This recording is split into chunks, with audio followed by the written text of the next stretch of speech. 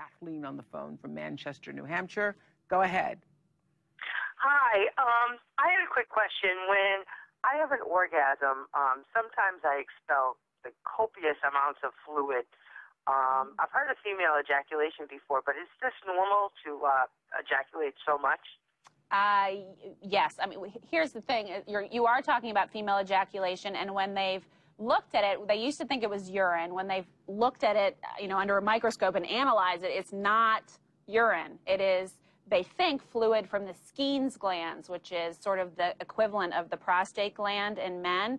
And the studies have been really interesting because they've indicated that actually all women ejaculate during orgasm, but the majority of women for whom it doesn't come out, it does what's called retrograde ejaculation. It goes back into the bladder. So they did this study where they looked at a whole bunch of women after orgasm. They looked at women who ejaculate after orgasm, and they looked at women who don't ejaculate with orgasm.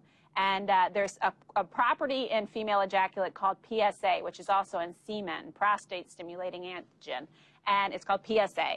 And so the women who ejaculated, they looked at their urine after orgasm, and there was no PSA in their urine.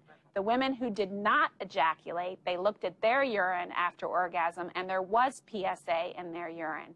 So the idea is that all women ejaculate, except most of us, it goes back up into our bladder. So all women can learn to ejaculate, and there are actually people who teach this. I'm not one of them. But the idea is that we tend to clench and squeeze in when we reach orgasm.